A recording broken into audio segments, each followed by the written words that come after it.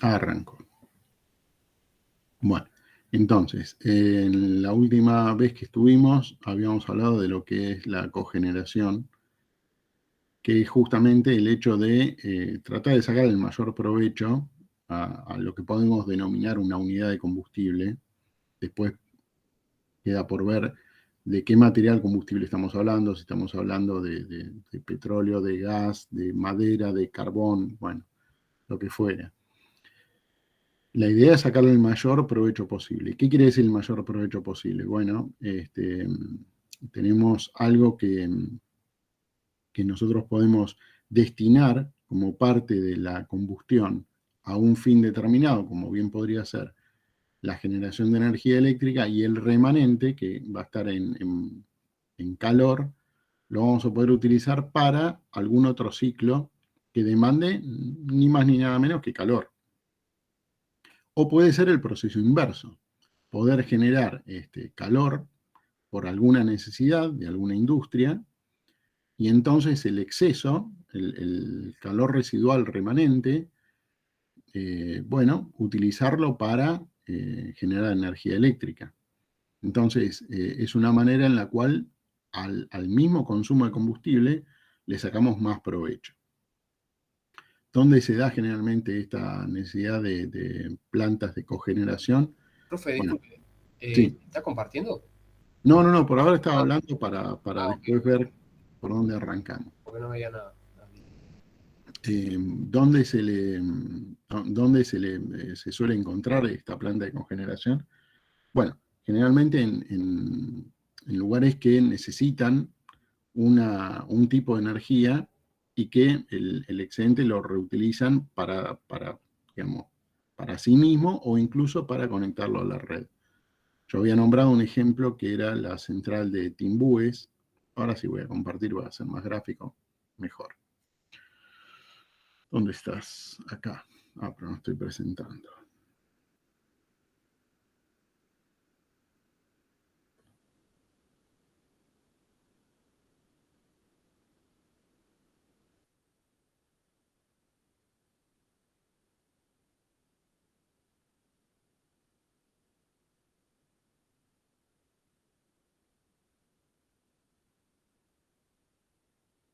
A ver.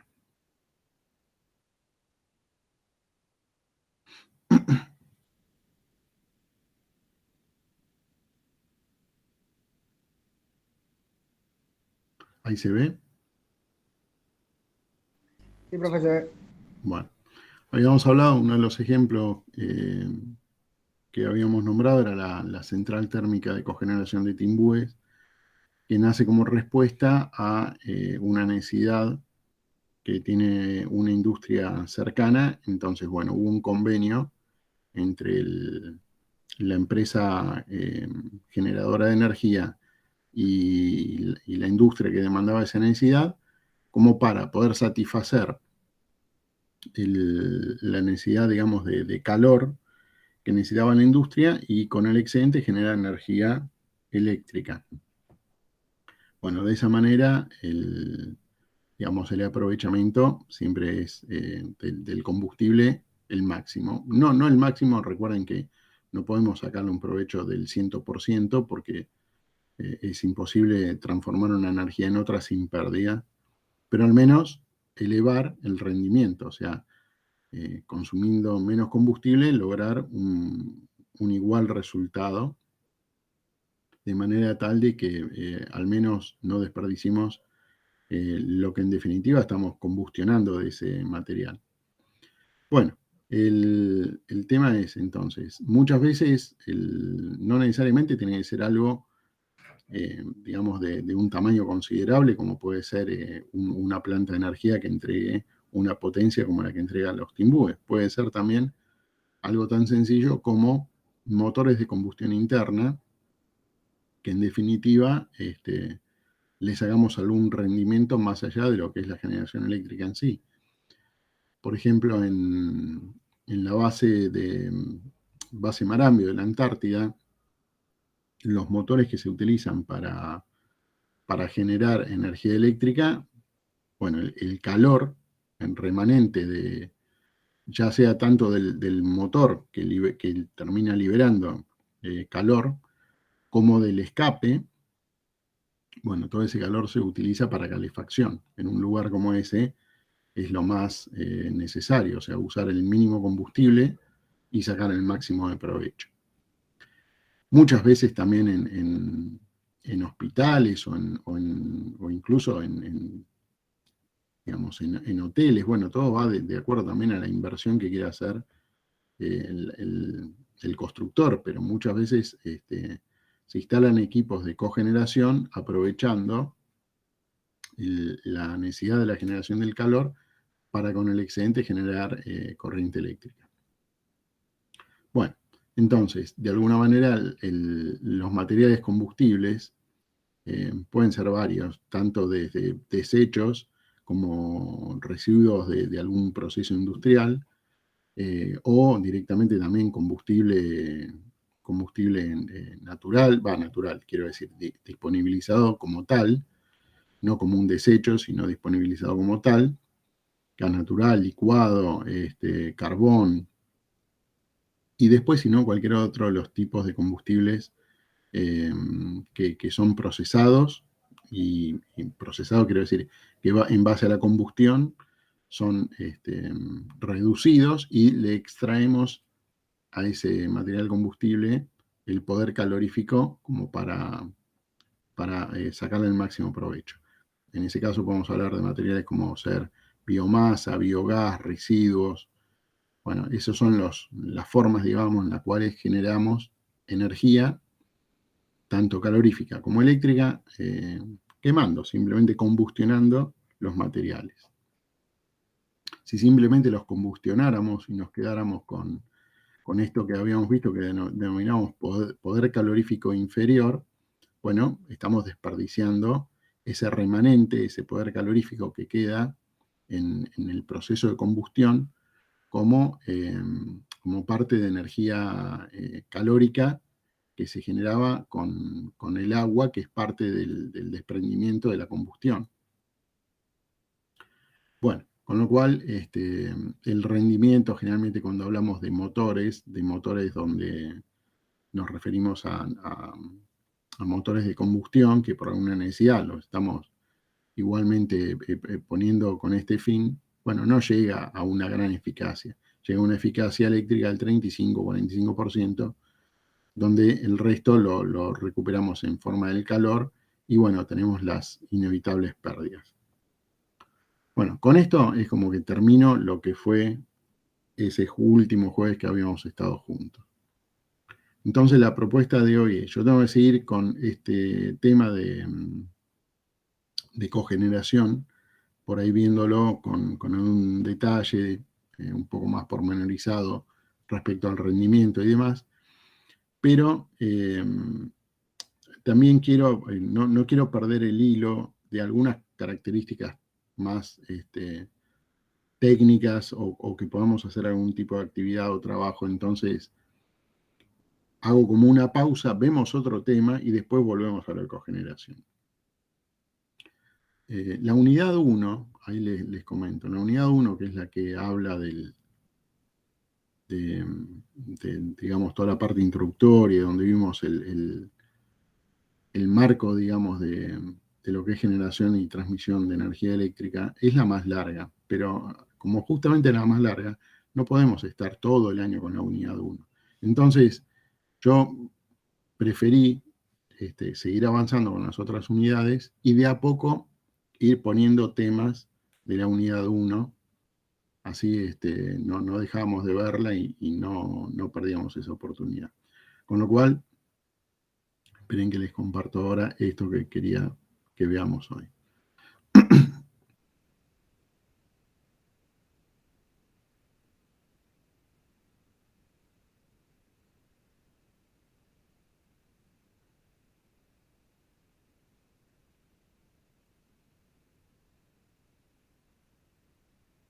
Esperen que perdí el cursor. Acá.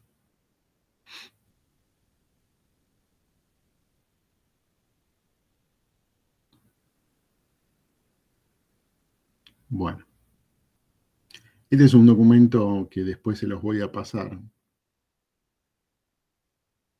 ¿qué es lo que vamos a ver ahora? Bueno, pérdidas en el tendido.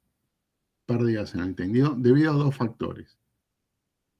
Un factor que son las pérdidas que vamos a tener justamente por La de sostener. Joule. No, Joule no, porque eso ya lo estudiamos Ah, cuando por eso vimos me parecía que. lo de Joule, ya lo vimos, ya quedó un poco Entonces tendríamos que obsoleto. ver Corona ahora, ¿no?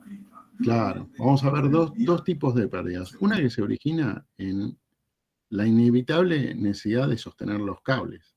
Entonces, los cables que van a transportar la energía eléctrica, por más que los vamos a sostener con aisladores y que esos aisladores en realidad, digamos, tienen un nivel de aislación muy superior a la energía que están transportando, y más cuando hacemos toda una cadena de aisladores, o sea, ponemos eh, uno a continuación otro, a continuación otro, a continuación otro, bueno, estamos ampliando en, ese, en esa concatenación, estamos ampliando la función de aislación entre el sostén, que es en definitiva la torre, y digamos, el conductor que está transportando la energía.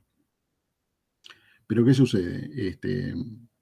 Esos aisladores con el tiempo, primero que vamos a tener, nunca la aislación va a ser perfecta, siempre todo material va a tener un nivel en el cual ya esa aislación se vence, pero después tenemos cuestiones propias de la naturaleza donde se acumula el polvo, se acumula la humedad, crecen microorganismos, bueno, todo eso es como que en un tiempo que tampoco es muy extenso, termina logrando que ese nivel de aislamiento se siga manteniendo, pero hay pequeñas pérdidas, fugas de corriente que encuentran en ese recorrido, en ese camino, una forma de llegar a tierra. Entonces, inevitablemente, pérdidas por los aisladores vamos a tener.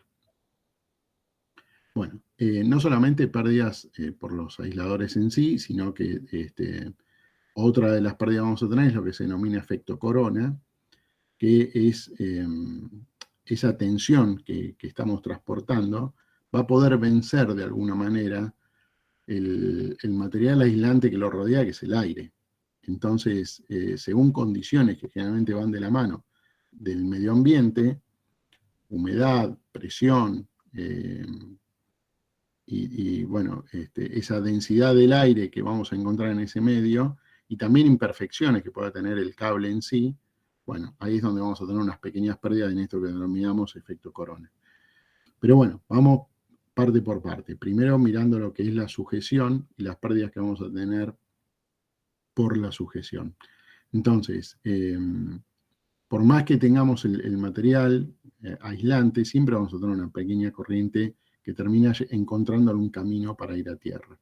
Esa corriente la llamamos corriente de fuga. Si nosotros analizamos puntualmente una cadena de aislador, y la corriente de fuga parece despreciable, pero la realidad es que el tendido, a lo largo de kilómetros, las torres que sujetan toda esa instalación, bueno, va sumando pequeñas corrientes de fuga en cada uno de los sostenes. Ahora, esto es porque se transmite mucha energía, ¿no? De punta a punta. Porque si fuera una corriente menor, ¿no? No pasaría esto, ¿o sí? Eh, a ver, el tema es así. Ahí nombraban recién el efecto Joule. ¿Te acordás el motivo por el cual la transmisión de energía eléctrica se hace? Nosotros tenemos que transportar energía eléctrica desde un punto generador, supongamos, hasta un punto de consumo. Lo que queremos transportar, en definitiva, es potencia eléctrica. ¿Está bien? Ahora, la potencia tiene dos componentes, extensión por corriente. Si nosotros queremos transportar esa energía eléctrica, bueno, si nos quedamos con una tensión baja, necesariamente para transportar esa corriente vamos a tener, bueno, lo que pasa es que transportar esa corriente, perdón, me rectifico. Si nos quedamos con una tensión baja, para transportar esa potencia necesito una corriente alta. Sí, y nosotros en realidad hacemos el revés, llevamos más Exactamente, tensión que corriente, por ende exactamente. Entonces, no entiendo hacemos, por qué saldría justamente la corriente si lo que llevamos es más tensión que corriente. Está bien, pero no es llevar una cosa o llevar la otra. Si que bien vos, llevamos mucha tensión, corriente tenés igual, o sea. pero para.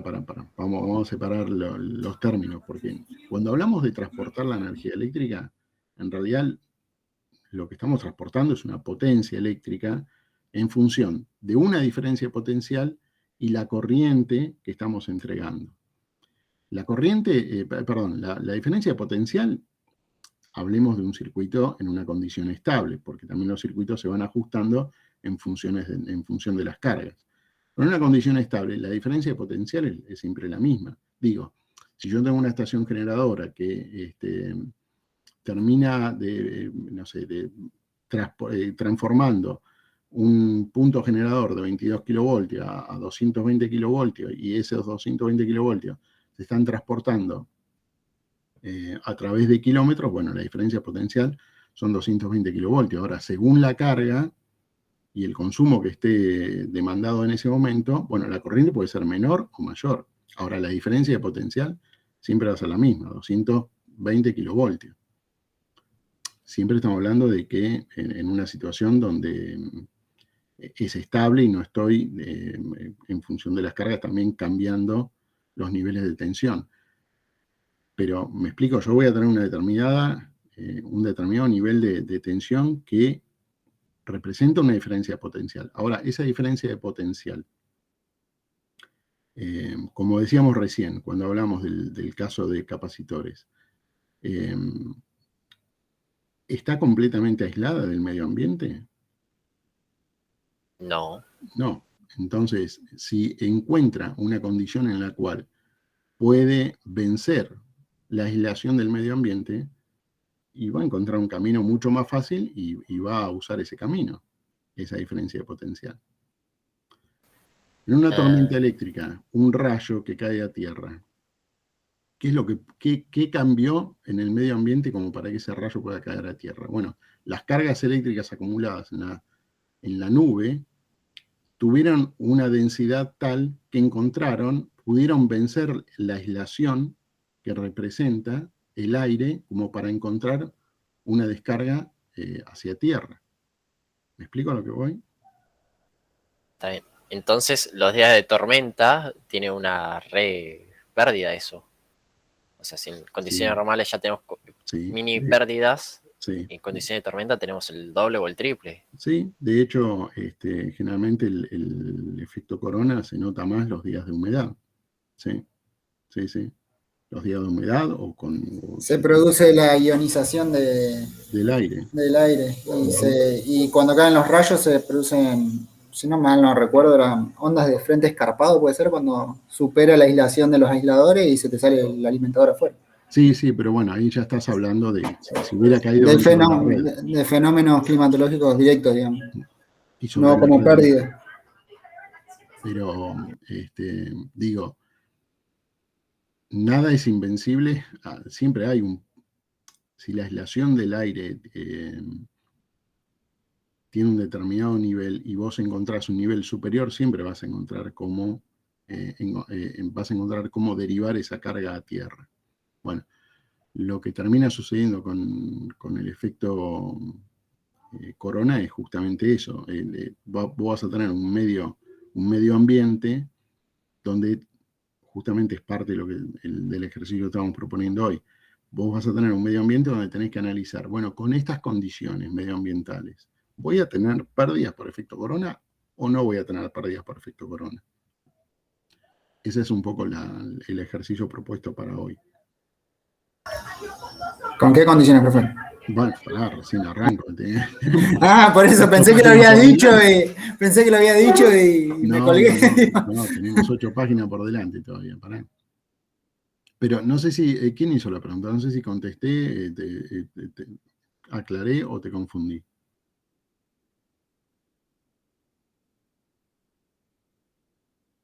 Hola. Para mí que lo confundió, profe. Por eso, no sé quién era. No puede ni hablar.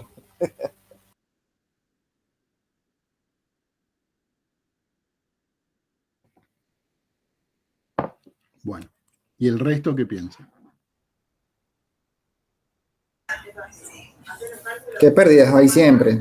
Por una cosa u otra. Sí, sí, eso ya es más que claro, pero bueno, como estoy hablando de este No, tema, y no a mí sé. me parece que mientras más energía estemos transportando, más nos arriesgamos a tener cualquier tipo de pérdida, Claro, pero ahí es donde evidentemente. quiero, ahí es donde estoy tratando de hacer hincapié, y no sé si estoy logrando ser claro. Cuando transportamos energía, nosotros tenemos en la red una tensión que vamos a definir como tensión nominal. Obviamente que después esa tensión, supongamos que decimos, bueno, tengo un tramo de la red que va a estar transportando corriente, no sé, a 220 kilovoltios, como había dicho antes. Ahora, 220 kilovoltios es una diferencia de potencial.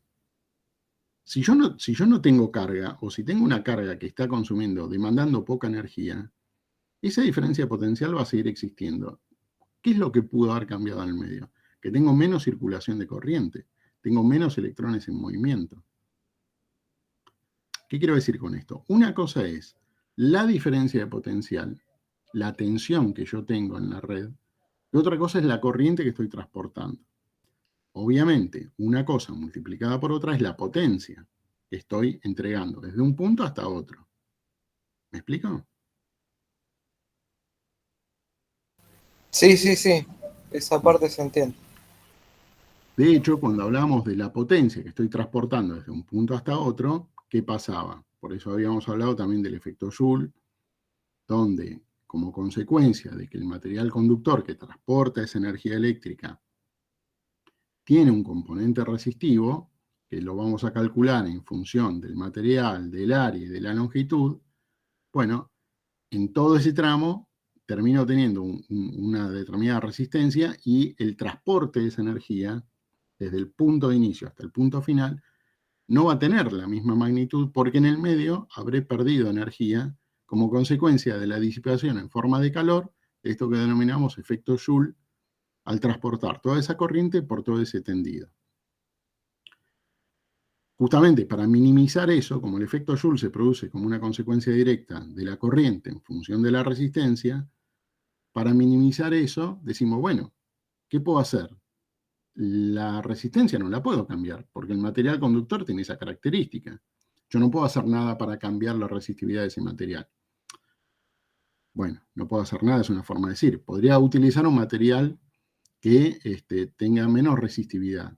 Sí, pero el material que tiene menor resistividad tiene un costo mucho más elevado que no justifica un tendido de esa dimensión. Entonces, utilizamos generalmente cobre o aluminio. ¿Por qué cobre y aluminio? Bueno, porque son elementos. Tienen sus costos, sí es cierto, pero tienen una vida útil determinada que justifica ese gasto. Son flexibles, flexibles me refiero a que son maleables, no son quebradizos, son medianamente elásticos porque de alguna manera el tendido lo tengo que poder lograr y va a ser un material que va a estar expuesto a los avatares de la naturaleza, al viento, a vientos que pueden ser vientos que ni lo hagan mover, pero vientos que puede ser que lo hagan mover, a diferentes temperaturas a lo largo de todo el año, que van a hacer que el material se dilate o se contraiga. Bueno, todo eso hace que el material que estamos utilizando para el transporte de la energía eléctrica, digamos, tenga una determinada resistividad. No podemos lograr una resistividad cero. Es una cuestión de costo-beneficio. Tenemos un material conductor que tiene esa característica. ¿Puede haber otro mejor? Sí, claro, puede haber otro mejor, pero no se justifica ni tener un metro de ese otro material conductor. Primero por el costo que tiene y segundo porque no tiene las mismas propiedades que tiene el cobre o el aluminio. Como hablábamos esto de flexibilidad o maleabilidad. Entonces, lo que tenemos es este material, cobre o aluminio como parte del tendido de la red eléctrica. Cobre, aluminio y también tenemos generalmente un alma de acero que es la que hace de sostén de toda esa estructura, porque digamos, cuando nosotros vemos el material conductor en un tendido, esas torres que lo están sosteniendo ejercen una fuerza importante para que ese material siga en pie, porque son cables donde metros a metros van sumando su peso y bueno, desde un punto hasta el otro hay una sujeción importante en lo que hace al peso. Por eso las torres también tienen esas estructuras físicas como para poder soportar ese tendido. Bueno, cuestión. Volvamos al principio. Si yo necesito transportar, por eso yo trato de hacer hincapié en este sentido. Una cosa es la diferencia de potencial con la cual tengo construida la red, una parte de la red, porque no toda la red tiene la misma diferencia de potencial.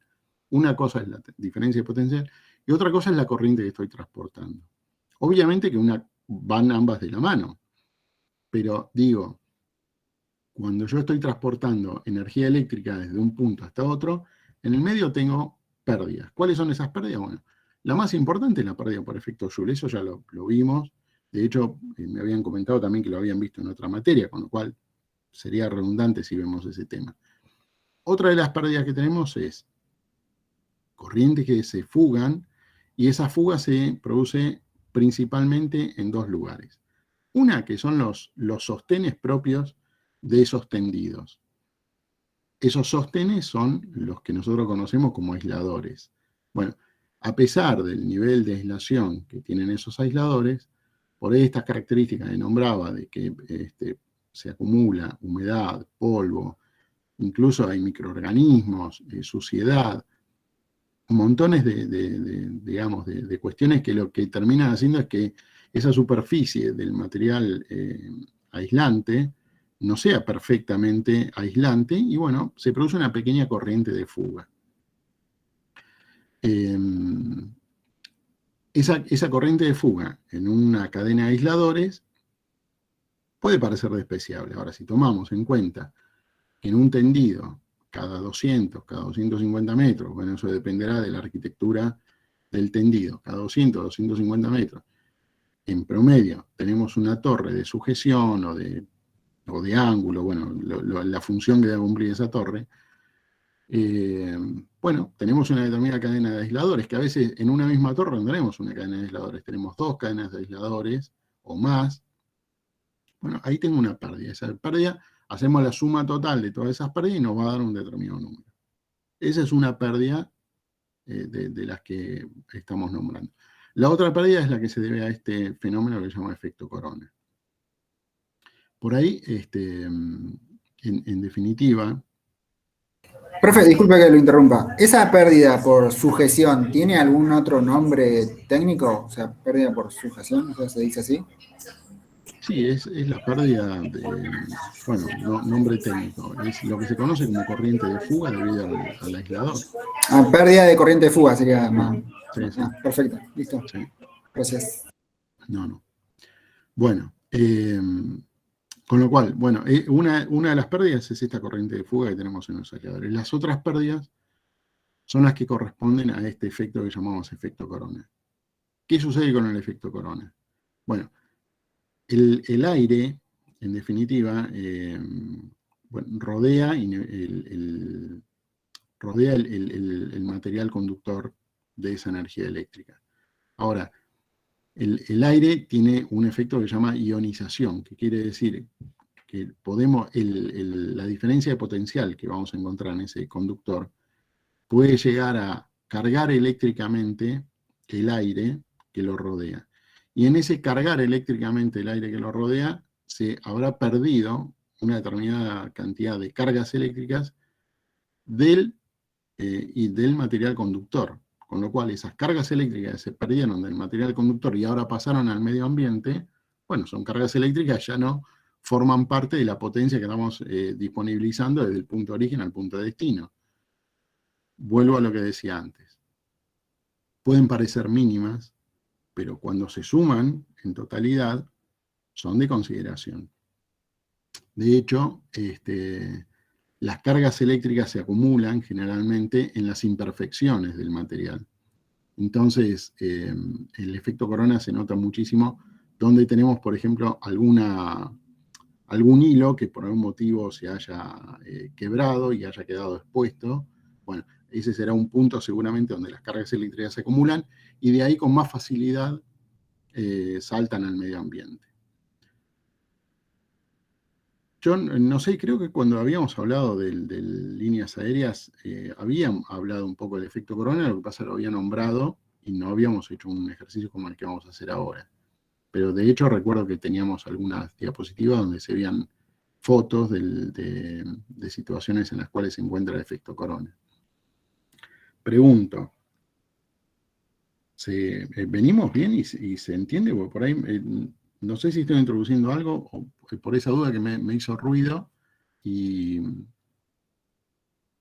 quiero que me digan ustedes si vale la pena que por ahí muestre alguna imagen o no, de qué se trata cuando hablamos de efecto corona. Yo lo sigo, profe, por ahora. ¿El resto? Sí, por ahora. Sí, profe, lo sigo. Bueno, cuestión entonces. Cuando hablamos de las corrientes de fuga que se van por la sujeción, tenemos que considerar algo tan sencillo como la cadena de aisladores, la cantidad de aisladores que tengo y las pérdidas que voy a tener. Es una cuenta matemática y directa. Más o menos se considera una determinada corriente de fuga que, bueno, la vamos a multiplicar por la cantidad de aisladores que tenemos en todo ese tendido y vamos a ver qué dimensión tiene. Bueno, más o menos ya eso sería lo que habla de la corriente de fuga por los aisladores. Cuando hablamos de las pérdidas por el efecto corona, típicamente las pérdidas se producen ya cuando hay una tensión de más o menos 30 kilovolts por centímetro. Ya ahí es donde podemos llegar a tener una corriente que se esté fugando al medio ambiente. Eso es lo que se conoce como rigidez dieléctrica. Entonces, para definir, para, digamos, utilizar después en los ejercicios, vamos a hacer algunas definiciones que nos van a ser útiles. Una que es la tensión crítica visual, que es en realidad cuando el efecto corona se hace visible. Cuando se hace visible, de alguna forma es como el peor caso, o sea, ya cuando lo podemos notar a la vista es porque ya las pérdidas de efecto corona son las mayores. ¿Qué quiero decir con esto? Que en definitiva, cuando no vemos esto que denominamos efecto corona, que es como ese azulado, color azulado que logra la ionización del aire que rodea el material conductor, cuando no lo vemos no quiere decir que no exista una pérdida por efecto corona. Existe, pero de menor magnitud. Puede ser porque la condición medioambiental en ese momento no favorece que se produzca un efecto visual. Pero no es que en un tendido aéreo no existe jamás una pérdida por efecto corona. Sí, pues tenemos que considerar el peor caso. El peor caso es cuando ya la podemos ver, o esto que denominamos alcanza una tensión crítica visual. O sea, ya...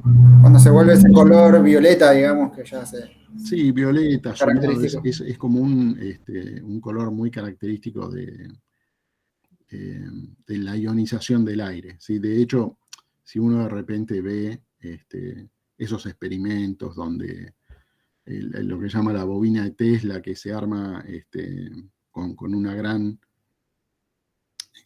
gran bobinado, una tensión muy alta, pero con corrientes muy bajas, que de hecho son inofensivas. Vieron que hay experimentos donde de repente una persona toca eso y se le paran los pelos, o toma un tubo fluorescente y lo acerca y el tubo fluorescente se enciende. Bueno, ese tipo de experimentos, ahí también se produce, cuando uno se está por acercar y tocar ese material, ahí también se produce un pequeño arco, y ese arco también obedece a este mismo principio, que es la ionización del aire.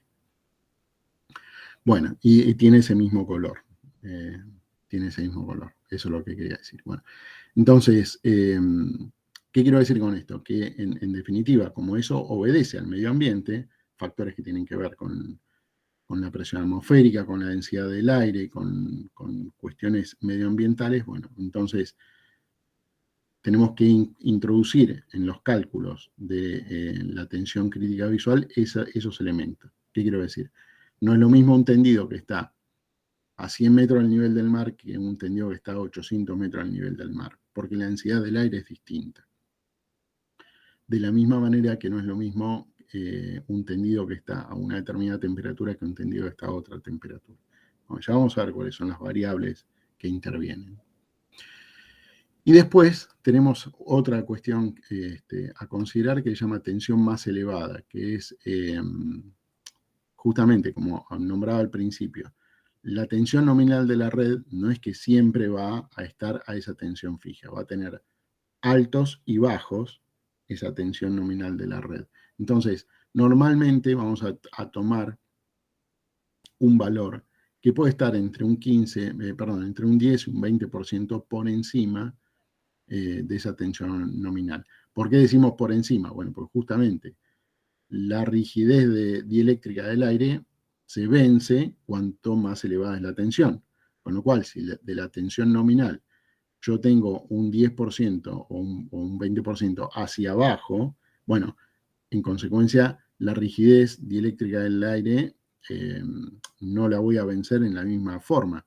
Con lo cual, no tengo que considerar el menos de la tensión nominal, sino tengo que considerar el más de la tensión nominal, esa diferencia porcentual hacia arriba.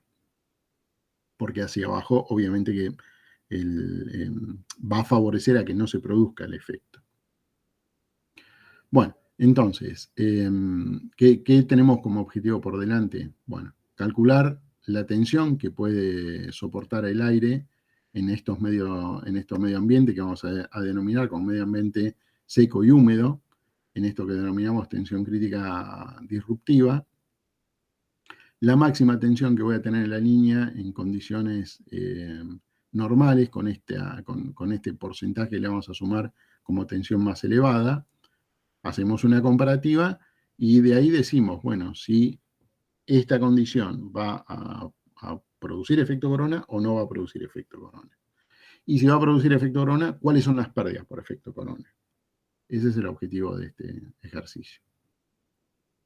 Bueno, entonces, para hacerlo, vamos a partir de unas características de un tendido donde estamos transportando, por ejemplo, una tensión nominal de 200 kV en una longitud de 160 kilómetros.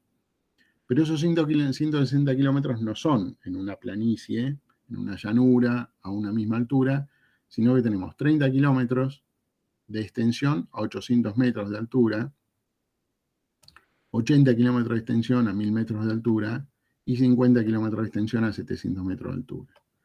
Más o menos con temperaturas promedio para cada una de estas alturas que van en 12 grados, 10 grados, 13 grados. El cable que va a estar transportando esta energía eléctrica es un cable de 54 hilos que tiene 7 en el núcleo de alma de acero, lo cual termina teniendo un radio de 1,388 centímetros. Entonces cada uno está mal. Es el radio total del cable. Bueno, la potencia que vamos a estar transmitiendo son 150 megavoltampers. Hay algunos datos que digamos, son complementarios, pero que no vamos a estar usando en este ejercicio, como el factor de potencia, pero sí vamos a estar utilizando la disposición de los hilos conductores, que es un circuito simple, y la distancia entre los soportes, o los que denominamos apoyos, que es de 250 metros, con lo cual esta distancia de 160 kilómetros, en promedio, porque después en una topografía real, algunos estarán más o menos a las distancias, pero en promedio, digamos, tendremos un sostén cada 250 metros. Y se calcula, por cada aislador, una pérdida de 8 watts. Bueno, la disposición de... Profe, ¿se hace algún análisis del aislador justamente dicho? O sea, la forma del aislador, el material. En función del material se especifican cuáles son generalmente las pérdidas. Sí. Para este caso, tomamos una pérdida para este ejercicio de 8 watts por aislador. Sí. Bien, entonces, la disposición geométrica de los hilos conductores tiene esto que denominamos un circuito simple. La disposición geométrica de los conductores generalmente no responde a una única forma en la cual están ubicados. Vieron que hay veces que pueden ocupar, digamos, una disposición tipo triángulo, o incluso a veces una disposición como si fuera los extremos de un cuadrado, o sea, va uno respecto del otro a una distancia que forma, en vez de una línea plana, 4 puntas. Eso también va dependiendo de la cantidad de fases que estoy transportando y la disposición de esas fases. Pero bueno, para este caso hablamos de un circuito simple.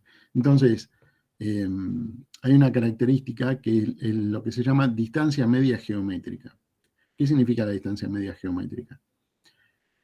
En función de cómo están ordenados estos hilos conductores y las separaciones que tienen entre sí, tenemos que representar esto como si fuera un único conductor.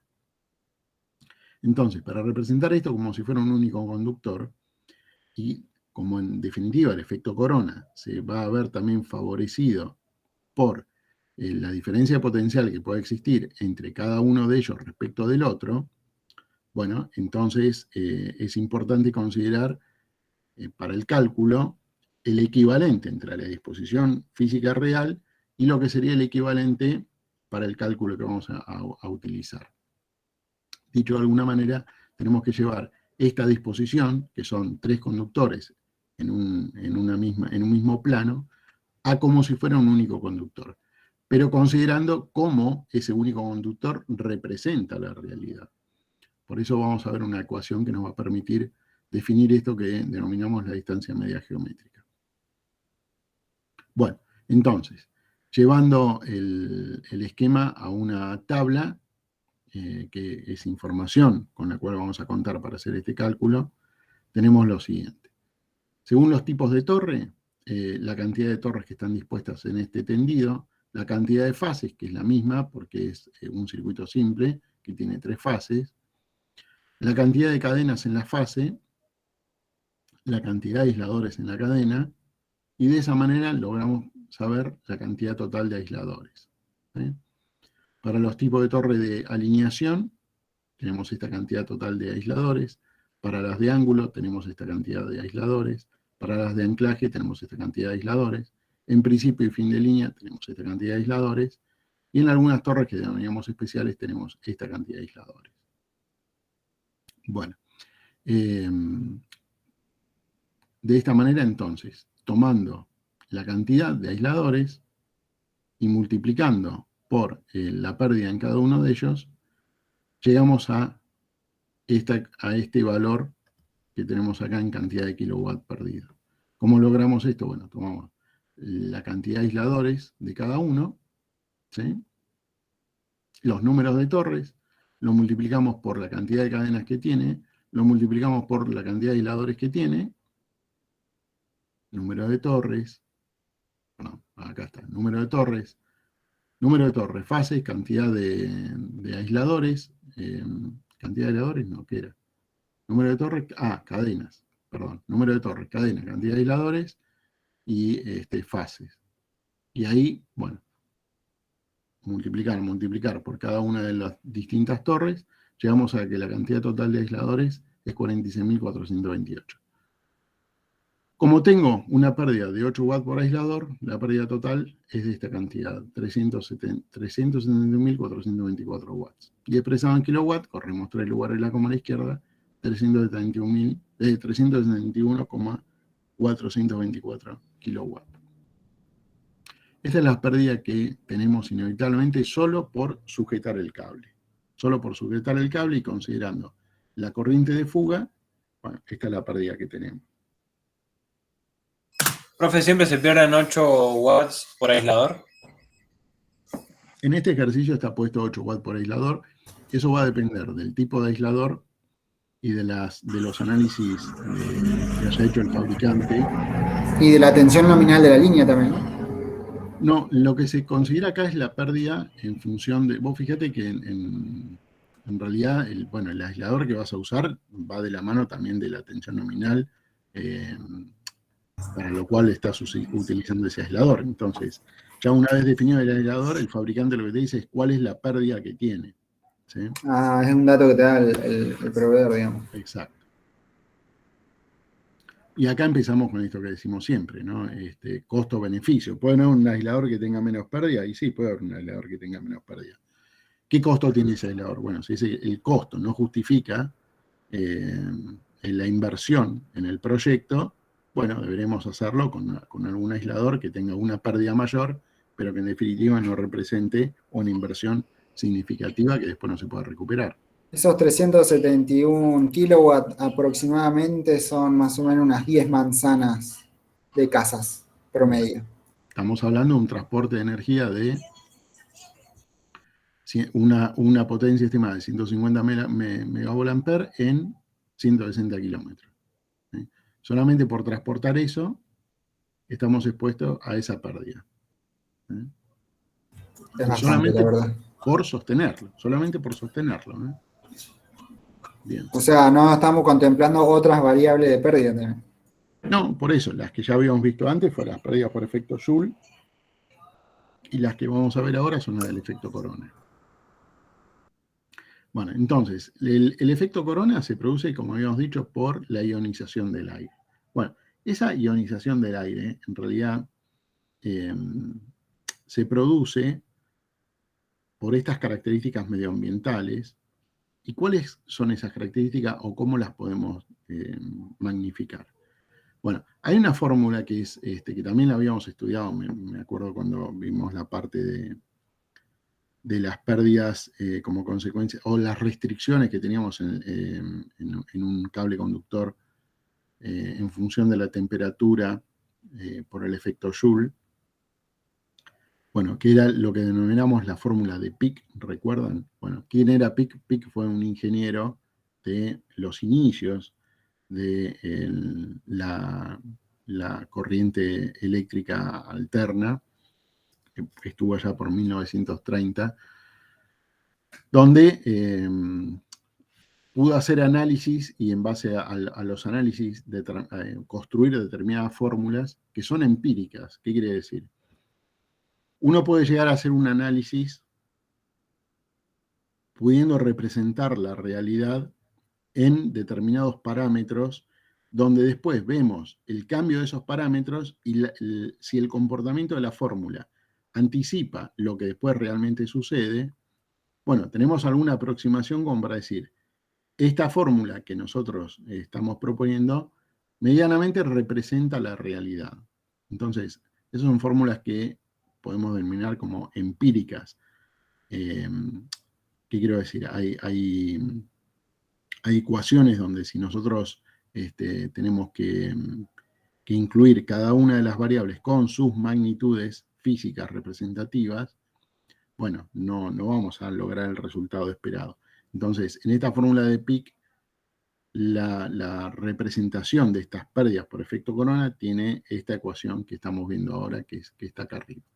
¿A qué responde esta ecuación? Bueno, UC es la tensión crítica disruptiva. O sea, tensión crítica disruptiva, recuerden que era cuando el efecto Corona es ya el peor caso que se hace visible. La tensión crítica disruptiva se va a producir con un valor fijo, que es 84, multiplicado por el coeficiente de conducción, que va a depender de las características del material, si el material es nuevo, si es un material ya con algún tipo de obsolescencia y con algunas protuberancias, o si es un conductor formado por hilos conductores, que no es nuevo, porque si fuera nuevo, directamente consideremos el factor 1.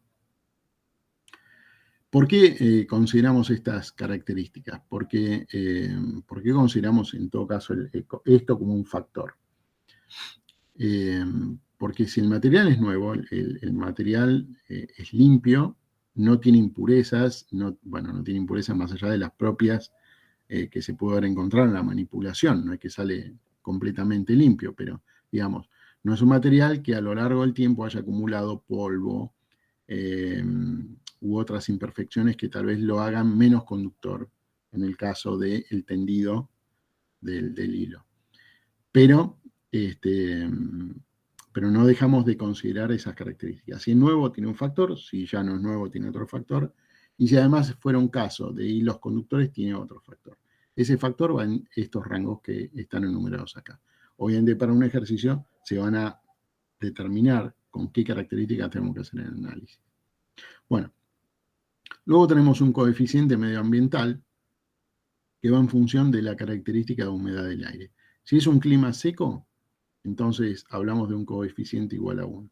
Si es un clima húmedo, hablamos de un coeficiente igual a 0,8. Fíjense que como consecuencia de ¿qué significa un coeficiente? Un coeficiente es algo que multiplica y que le da a eso que está multiplicando, lo puede reducir o lo puede achicarse. Si el coeficiente es 1, no lo cambia, porque cualquier cosa multiplicada por 1 no lo cambia. Si el coeficiente es menor que 1, lo estoy reduciendo, porque lo estoy multiplicando por un número que en definitiva va a transformarlo en un número menor. ¿Qué significa que cada vez sea más bajo el coeficiente? Bueno, que la tensión crítica disruptiva cada vez va a ser más baja. Entonces, mientras la tensión crítica disruptiva es más alta, bueno, porque estamos hablando de que las condiciones, ya sea del material conductor o del medio ambiente, favorecen para que no se produzca. Van aumentando, ¿no? ¿Cómo? Digamos, sería como mientras mejor esté el sistema, más va a aguantar. Exacto. A medida que pérdidas se va por efecto. deteriorando, Exacto. va siendo menor la tensión destructiva. Exactamente. Eso es lo que hace a la condición física del conductor. Y lo que hace al medio ambiente, bueno, cuando esté seco el medio ambiente, menos pérdidas por efecto corona voy a tener, cuando esté húmedo, más pérdidas por efecto corona voy a tener. ¿Sí? Bueno, otra característica que consideramos es el radio del conductor. Otra característica que consideramos es la densidad relativa del aire. En definitiva, justamente para que el efecto se produzca, el aire tiene una determinada densidad en función de la altura y en función de la presión atmosférica que voy a encontrar en esa altura. Entonces, de hecho, cuanto más alto estoy del nivel del mar, la densidad del aire es menor. Por eso de repente un automóvil, cuando estamos en zona de montaña, decimos como que no rinde lo mismo. Claro, porque la densidad del aire es menor, la cantidad de aire que entra al... El famoso apunamiento. Exactamente, la cantidad de aire que entra para hacer la combustión al pistón es menor, y bueno, como consecuencia, no tengo el mismo poder de explosión. Entonces, justamente para considerar dentro de la ecuación, también tenemos no solamente la característica del cable, la característica del medio ambiente, si es seco o es húmedo, sino también la densidad del aire. La densidad del aire va de la mano con la altura. Bueno, y por último, la densidad media geométrica también, que es lo que nombrábamos antes, ¿no? Cómo esta disposición del material, cómo esta disposición de los conductores representa un único hilo conductor, y entonces para eso lo transformamos, digamos, en esto que denominamos la distancia media geométrica. Profe, una consulta. Sí. Estos cálculos lo realizan personas, así que van a, digamos, decir, bueno, quiero saber cuál es la tensión máxima destructiva de una línea, por ejemplo. Van con un medidor de humedad y todo, y hacen los cálculos así, ¿o cómo funciona esto? No, generalmente es completamente al revés. ¿Qué quiero decir? Del momento en el cual vos sabés que tenés que hacer un tendido desde un punto hasta otro, y ya tenés un relevamiento topográfico donde conocés las características medioambientales y ya sabés con qué tipo de material vas a estar transportando esa energía, y ya se hicieron los cálculos de cómo va a estar geométricamente distribuida ese tendido, ahí calculás cuáles van a ser las pérdidas. Obviamente que todo esto forma parte de los estudios que se hacen previos a la instalación de un tendido. Ahora, pero una vez que, por ejemplo, está instalado, digamos, supongamos un tendido que ya fue instalado hace, no sé, 20 años, y quieren quizás corroborar cuál es la tensión crítica que puede llegar a obtener para ver si si lo tienen que cambiar o si todavía no. ¿Eso se hace? O sea, van y miden todas las variables que estamos viendo acá y dependiendo del valor que le den en la condición más crítica, van a ver si se cambia o no, o cómo es. Mira, generalmente Creo que toda esa toma de variables se hace para el tendido nuevo, no para un reemplazo, me imagino. claro, hay cuestiones que tienen que ver con la vida útil y digamos, qué pudo haber cambiado como para que los cálculos al inicio del proyecto hayan errado a lo que son las pérdidas, pongamos, que estamos teniendo hoy y que podrían provocar que digamos, che, ¿qué pasa que estamos teniendo más pérdidas que las previstas? Bueno, hay dos factores.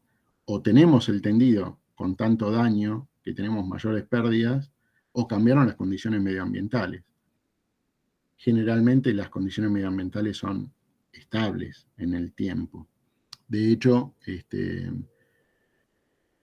siempre se llevan registros, con eso ya corresponde, digamos, a otros entes de los cuales también siempre en todos los proyectos se nutren de información de relevamiento, donde tenés determinados factores que siempre son parte de un estudio medioambiental.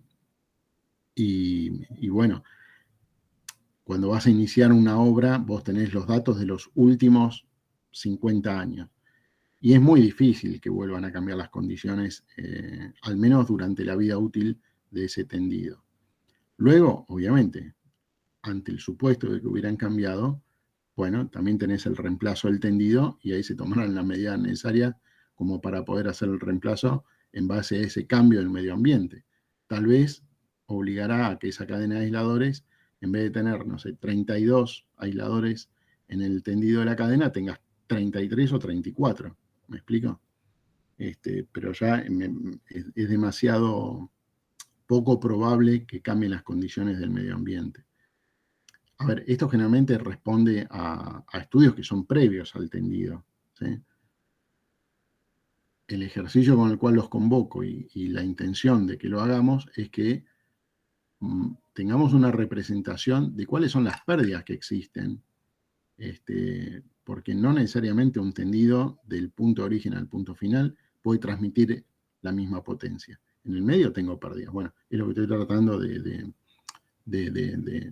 demostrar con esta clase. ¿Me explico? Bueno, entonces nos habíamos quedado con la distancia media geométrica y el otro factor, que es la densidad relativa del aire, que va a depender de la temperatura, de la altura sobre el nivel del mar, bueno, de todas esas características vamos a ir estudiando. Bueno, ¿cómo se calcula la distancia media geométrica en el caso de conductores que tengan esta disposición? Bueno, la distancia media geométrica se calcula mediante esta fórmula. Raíz cuadrada de la distancia entre cada uno de los conductores respecto de los que tiene en cercanía. Entonces, esta ecuación nos dice la distancia media geométrica en metros del conductor. Bueno, en metros depende de cómo lo hayamos, cómo hayamos puesto los valores de RS, de ST, de RT. Si los pusimos en metros, el resultado va a ser en metros. De hecho, en el ejercicio está planteado en metros, pero después lo tenemos que convertir a centímetros. Ahora vamos a ver por qué. O no, podríamos hacer la cuenta directamente en centímetros y ya nos quedamos con el resultado en centímetros, después no lo vamos a tener que convertir. ¿Por qué en centímetros? Porque para este cálculo, con esta fórmula, ¿sí? Responde completamente esta fórmula siempre y cuando hagamos el cálculo en centímetros. El cálculo en centímetros, ¿en qué variables? En la variable radio, que está presente en esta parte y en esta parte, y en la variable de distancia geométrica. Si nosotros hacemos el cálculo, por ejemplo, con la distancia geométrica en metros, tenemos que respetar que el radio también esté en metros. Si hacemos el cálculo de la distancia geométrica en centímetros, tenemos que respetar que el radio sea en centímetros. ¿Por qué? Porque el logaritmo de un número sobre otro siempre va a ser el mismo resultado, no importa si lo haya expresado en centímetros o en metros. Pero va a ser completamente distinto si lo expresé, si lo calculé la distancia media geométrica en metros y el radio en centímetros. Como acá el radio va a estar en centímetros, porque de hecho se da en centímetros en el planteo, lo más cómodo puede ser dejarlo expresado en centímetros en esta parte de la ecuación y dejarlo también expresado en centímetros en esta parte de la ecuación, siempre y cuando me acuerde de que la distancia media geométrica que hubiera calculado en metros la pase a centímetros. Ahora, si la distancia media geométrica la calcula directamente en metros, bueno, tendré que hacer el pasaje de centímetro a metro del radio. Bien. Entonces, todo este desglose que viene a continuación es un desglose muy largo, pero a los fines prácticos, después cuando nosotros hagamos algún ejercicio, si es que forma parte de algún examen, no lo voy a pedir con el mismo detalle que está acá. ¿Por qué? Porque acá vamos a estar analizando determinados factores con la explicación de por qué están ahí. Pero para un examen directamente vamos a ir con datos más precisos. Por ejemplo, diciendo, bueno, la densidad media del aire en esta altura es tal, y ya partimos de ese dato. No tenemos que calcular cuál es la densidad del aire para esa altura en función de esa temperatura. Si no, se haría mucho más largo y tampoco la intención es que hagamos un relevamiento topográfico como para poder tener esas características, sino directamente para el cálculo de pérdidas considerar las variables que son más representativas. El factor medioambiental, el estado del material conductor, la distancia geométrica en función de cómo están dispuesta esa traza de transporte, y bueno, ya con eso es suficiente. No tiene sentido que hagamos un cálculo en función de la altura y cómo impacta la densidad del aire en esa altura, pero sí lo puedo llegar a dar como dato, como diciendo, bueno, para esta altura tenemos tal densidad de aire, para esta altura tenemos tal densidad de aire, y para esta altura tenemos tal densidad de aire.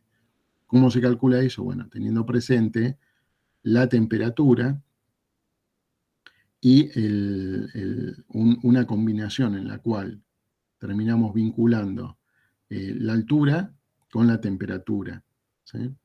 Y ahí es donde terminamos calculando la densidad relativa del aire. Bueno, como consecuencia de la densidad relativa del aire, tenemos estos valores en función de la altura. Densidad relativa del aire para 800 metros, 0,9455. Para 1000 metros, 0,92. Para 700, 0,95. Fíjense que a medida que estoy a más altura, la densidad relativa a más altura es menor, justamente porque tengo menos aire a mayor altura, ¿sí? Con lo cual el factor de multiplicación también se va haciendo más pequeño. Dicho de alguna manera, ¿dónde veríamos más incidencia del efecto corona? ¿Cercano al nivel del mar o muy a menor altura? A menor altura, ¿saben? A menor altura. Bueno, entonces, en función, como habíamos dicho, de las características de la ecuación que está acá, la tensión crítica disruptiva, y todas estas variables que acabo de enumerar, la característica del hilo conductor, la característica del coeficiente medioambiental, el radio del conductor, la densidad del aire, el cociente entre la media geométrica y el radio, y de ello el logaritmo, es lo que vamos a tener como tensión crítica disruptiva. Lo que sucede es que esta tensión crítica disruptiva nosotros la tenemos que considerar, al menos en el planteo de este ejercicio, en dos cuestiones fundamentales. Una que es el clima seco y el clima húmedo. Entonces vamos a tener que hacer una cuenta doble para cada una de las diferentes alturas de este tramo, ¿no? ¿Cuántas alturas tenemos en este tramo? Tenemos 3 alturas. 30 kilómetros con una extensión a 800 metros, 80 a 1000 metros, 50 kilómetros a 700 metros. Entonces tengo 3 alturas distintas y las tengo que considerar en el cálculo con las dos condiciones medioambientales distintas, clima seco y clima húmedo. Con lo cual terminamos haciendo 6 cálculos donde tenemos la tensión crítica disruptiva. Para 800 metros de altura va a ser 268,7 kV, para 1000 metros de altura 263 kV, para 700 metros 270 kV. Y para tiempo húmedo, bueno, las variables de 800 metros van a dar 214, 1000 metros 210, 700 metros 216. Bueno, la tensión más elevada, recuerden que era otra de las características que habíamos nombrado y que habíamos dicho. Bueno, consideramos la tensión de la red y la multiplicamos por un factor que va a estar representado por una media entre lo que podría ser el 10 o el 20%, tomamos el 15%, entonces yo a algo le tengo que dar un plus del 15%, es lo mismo que multiplicar por 1,15. Con lo cual, a esa tensión nominal lo multiplico por 1,15, esa sería la tensión más elevada que espero encontrarme en ese tendido. Con lo cual ahora llega el momento de comparar esa tensión más elevada con las distintas tensiones que tengo en cada uno de los tramos y en particular en cada uno de los tramos según el tiempo seco o tiempo húmedo. Con lo cual voy a encontrar que si la tensión crítica disruptiva es mayor a la tensión más elevada, bueno, si es mayor, perdón, a ver, ¿está puesto bien o está puesto? A ver, ¿cómo lo puse la fórmula? Che. Si la tensión crítica disruptiva es mayor a la media,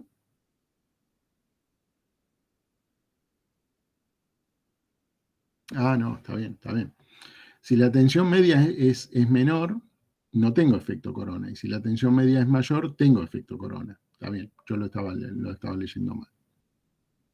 Entonces, de esa manera voy a poder decir, bueno, ¿en qué condiciones de estas 6 o en qué tramos de estos 6 voy a tener pérdida por efecto corona? Luego lo que nos queda por ver es cuál es esa pérdida por efecto corona. ¿Está bien? Bueno. La cuestión es que acá ya venimos otra vez con otra ecuación que nos habla de lo siguiente. La pérdida que voy a tener por fase y por kilómetro. Entonces, una vez que ya haya determinado cuáles son los tramos en los cuales voy a tener pérdida, tengo que hacer el cálculo considerando esos tramos donde voy a tener la pérdida, esos tramos donde voy a tener la pérdida con la potencia que estoy perdiendo en cada una de esas secciones. Entonces, en definitiva, como son 3 fases, bueno, la ecuación está representada en esta parte de la explicación, pero bueno, termina siendo una de las tantas fórmulas empíricas de Peake, donde terminamos teniendo las pérdidas por cada una de las fases y por cada kilómetro. Entonces, las pérdidas que voy a tener en la altura de 800 metros va a ser de prácticamente medio kilowatt por kilómetro y por fase. La pérdida que voy a tener a los 1000 metros va a ser prácticamente 1 kilowatt por kilómetro por fase, y a 700 metros 0,43 kilowatt por kilómetro por fase. Con lo cual después considero todas esas pérdidas de efecto corona y me termina dando un resultado de 335,404 kilowatt. Si a eso considero las pérdidas que yo había tenido en los aisladores y sumo ambas, bueno, las pérdidas totales son estas que tengo como suma de las dos anteriores. Y ese es el final del cálculo. Conclusión, arrancamos por un planteo de un tendido donde tenemos una disposición de torres. De cada una de esas torres decimos cómo está constituida digamos, las cadenas que sostienen a cada una de estas 3 fases. Contamos también la cantidad de aisladores que tengo en cada una de esas cadenas. y hacemos un cálculo directo, que en definitiva es una multiplicación, considerando esa característica técnica que nos haya dado el fabricante de ese aislador, cuál es la pérdida que yo voy a tener para ese aislador. Bueno, de ese cálculo directo tenemos la cantidad de pérdida total en función solamente del tendido, de sostener ese tendido. Luego, considerando ese tendido en sus características de distancia y altura de esas distancias, bueno, tenemos que hacer el análisis de las condiciones medioambientales, como para ver si en esos tramos tenemos o no tenemos pérdida. Y si tenemos pérdida, tenemos que considerar cuál es la pérdida, que la consideramos por cada una de las fases. Tenemos 3 fases, con lo cual terminamos calculando las pérdidas para todo ese conjunto. Y ahí tenemos las pérdidas totales, al menos debido a efecto corona y los aisladores que sostienen todo ese tramo. Bueno, yo para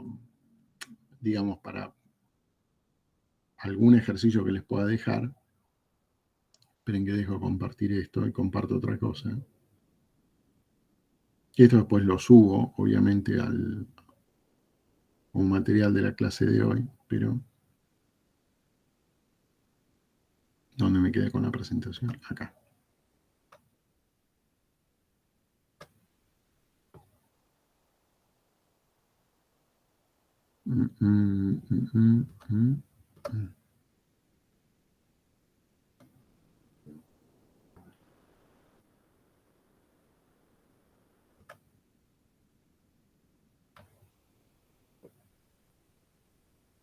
A ver.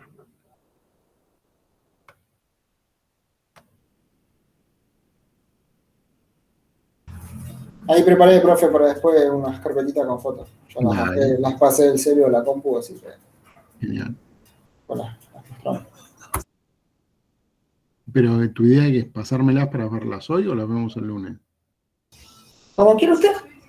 Bueno, estoy a disposición, si no terminamos muy tarde y los chicos tienen ganas, las miramos hoy, si no, el lunes.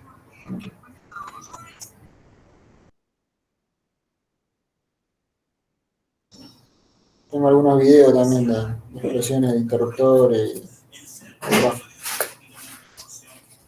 bueno, entonces, todo eso mismo que nosotros teníamos ahí en el paso a paso, al menos el cálculo de qué es lo más tedioso cuando tenemos que calcularlo para, digamos, cada una de las alturas y cada una de las condiciones, si es clima seco o húmedo. Bueno, están en esta planillita Excel, que también la voy a subir, donde tenemos el coeficiente del material conductor, el coeficiente medioambiental, que recuerden es 1 para tiempo seco, 0,8 para húmedo, el radio del conductor, la densidad relativa del aire y la distancia media geométrica. Entonces, de esa manera sale automáticamente el cálculo de la tensión crítica disruptiva como confección, digamos, de esta misma ecuación que está planteada acá, pero en una planilla Excel. Lo que tenemos que considerar, en todo caso, para respetar lo que es el cálculo, es que la densidad relativa del aire depende de la altura y de la temperatura. Con lo cual, guarda porque esto en realidad está expresado, este valor está expresado, o nosotros podemos tomar estos valores que se reemplazarían acá, los podemos reemplazar ahí, pero estos valores están calculados para este ejercicio que acabamos de ver. Si fuera otro valor, el de la altura o el de la temperatura, sería otra la densidad relativa del aire. Por eso digo que sería muy largo si tenemos que hacer un ejercicio considerando todas esas variables. Entonces, generalmente lo más probable es que yo les diga, bueno, para tal altura tenemos tal densidad de aire, para tal altura tenemos tal densidad de aire, para tal altura tenemos tal densidad de aire, como parte ya del planteo para que sea más fácil el cálculo. Entonces simplemente es considerar la densidad del aire para esa altura y calcular 3 veces, bueno, en este caso 3 veces porque son 3 tramos, ¿no? 3 tramos, cada una con su valor, 3 tramos, en 2 condiciones, en clima seco y en clima húmedo. ¿Por qué decimos que solamente habría que reemplazar esto que está acá? Esto que está acá. Oh, no, ya me mandó una macana.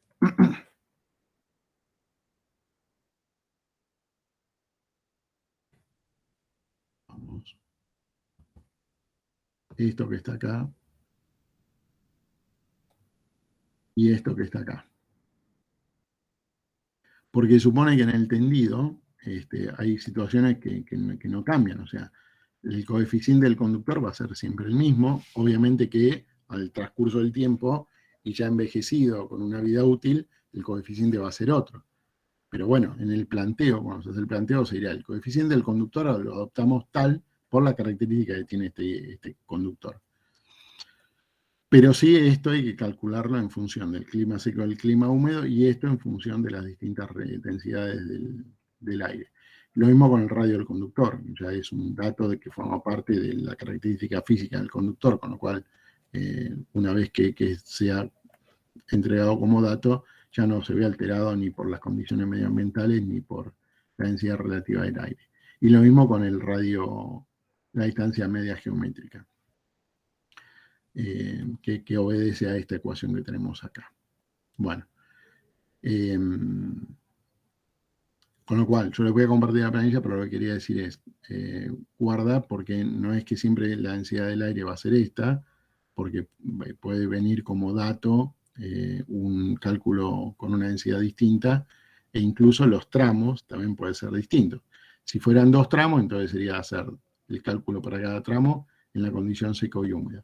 Si fueran más tramos, sería, bueno, la cantidad de tramos que sean en condiciones seco y húmedo. Y para cada uno de los tramos ver si hay o no una tensión crítica disruptiva o no. Bueno, entonces les voy a pasar este apunte que vimos recién en PDF, más esta planillita Excel, y es muy probable que alguna actividad que relacione cálculos de este tipo.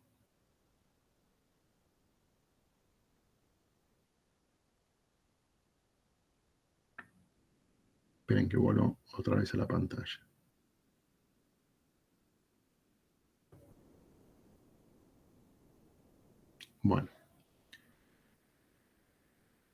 Bueno, hasta acá entonces era este tema que quería mostrar para considerar cuáles son las pérdidas también en un tendido, ¿no? Que no todo lo que tengo en un punto origen llega con la misma intensidad, con la misma potencia al punto de destino. Tengo pérdidas inevitables por la sujeción de ese tendido en sí, por esto que denominamos el efecto corona, que es una consecuencia de la ionización del aire, y todo eso hace que, bueno, se escapen cargas eléctricas que tuvieron origen en el punto generador, se escapen y no pueden llegar a destino. Esas pérdidas son inherentes de todo circuito.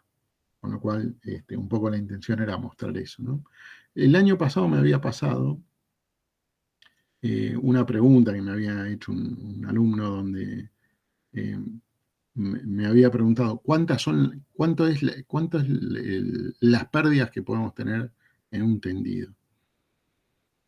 Por ahí la expectativa cuando uno hace una pregunta así, o no sé, ¿qué piensan ustedes? Si tuviéramos que hablar de porcentajes, ¿cuál sería la pérdida que creemos que hay en los tendidos de la distribución de la red?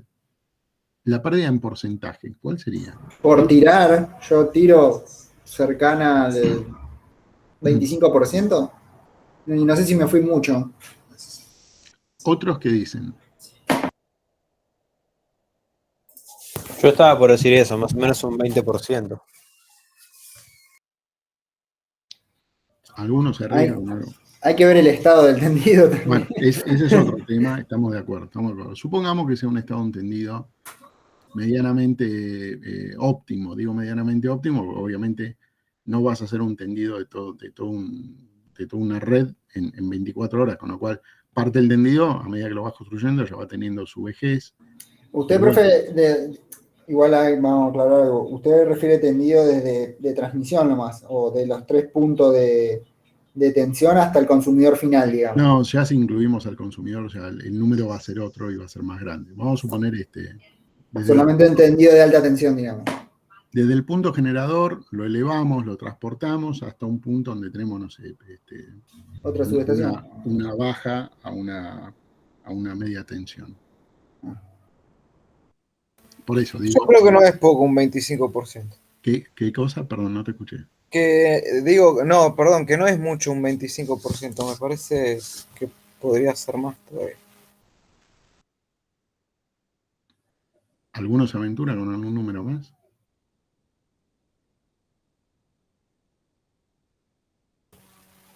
Tendríamos que hacer unas apuestas, profe. No, ya. No podemos. No timbero el muchacho, Bueno, igual digamos, no están, a ver, acá decir... Bueno, diga. Por eso, no estar tan alejado no es una pavada, porque digo, un 2% es suficiente energía como para que sea una pérdida ya sea para el que transporta y no le va a redituar económicamente. Pero sí, más o menos la estimación está entre un 30 y un 35% de pérdida. Mucho tiene que ver... Un sistema bastante ineficiente, ¿no? Es que, bueno, ahí vamos. Mucho tiene que ver la distancia, que es un factor inevitable, y por eso, dentro de los planes a mediano y largo plazo, se busca que la generación... Generarla por ahí más cerca del punto de consumo. Exactamente, generarla más cerca del punto de consumo.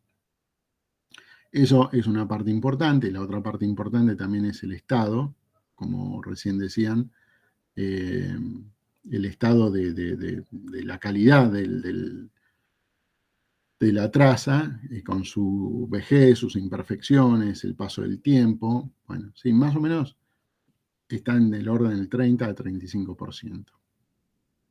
Con lo cual, no, por más que parezca, por eso digo, hay veces que parecería como que toda la energía que generamos en un punto la podemos transportar hasta otro, y no, realmente no. No es así, no es así. Estamos dejando de lado otras cuestiones que tienen también que ver con pérdidas, ¿no? Porque, digo, en un transformador también tenemos pérdidas, ¿no? Hay una relación de transformación donde la potencia es 1 a 1. Siempre voy a tener algunas pérdidas por corrientes parásitas en el transformador, temperatura, la resistividad propia del devanado. Siempre hay algunas pérdidas que voy a tener simplemente con la transformación, ¿no? Después ni siquiera hablamos del tendido, ahí estamos hablando de una transformación de un punto a otro, en cuestión de nada, de metros. Y bueno, es inevitable y forma parte. Por eso es que quería dar este ejercicio como para que se vea que no es que lo que tengo en el punto A llega íntegramente al punto B. ¿Nos quedan muchas cosas de la unidad 1? No, ya con esto estaría prácticamente cerrando en lo que hace así a la unidad. Pero digo, si daba todo esto junto, al principio es como que o íbamos a ver todo esto Sí, es un embole. Claro, muy lento, entonces prefería dosificarlo. Bueno, acá en este punto entonces, o salto a lo que me quedaba con cogeneración, o no sé si queremos, Lautaro, vos querés compartirme eso. ¿Cómo lo ven? Yo a esta altura estoy entregado. Hagan lo que quieran. No sé qué me pasa los jueves, pero me agarra un bajón tremendo. Che, me estás tirando todos los palos para mí. Porque... No, lo que pasa es que ya estamos al final de la semana, profe. No es eso. Bueno. Yo, por mi parte, como quieran los chicos, o sea, como quieran ustedes, profe. Yo el material tengo para compartir acá y... Mostrá, Lautaro, dale. A ver, una cuestión, antes, mientras vos vas buscando y si lo podés mostrar. El lunes que viene, ¿tenemos clase o no tenemos clase? Bueno, más allá de que la clase es un encuentro para hablar de otras cosas, o de clase, pero no es clase. Pero ¿tenemos o no tenemos? ¿Qué hay el lunes? Porque 20. Me había llegado como que no está la continuación de la charla de turbinas. A nosotros no nos avisaron nada, capaz que nos avisan el lunes cuando empieza la charla. Sí, no me sorprendería que nos avisen el lunes. Sí, suelen avisarnos 1 o 2 horas antes de que esté la charla. Así que. Bueno. Ya el profe nos tiró la posta, entonces hay que nos adelantó la noticia. Y la última vez no nos enteramos por usted, profe. No sabía. Bueno, No, pensé que por ahí estaba usted mal. nos dijo, bueno, háganse los sorprendidos. ¿Se acuerda? Ah, cierto. Cierto que había dicho eso. ¿Y qué opinan? ¿Qué tal estuvo esa? Esperen que dejo de grabar, si no ya veo que nos metemos en un berenjenal. Está bien.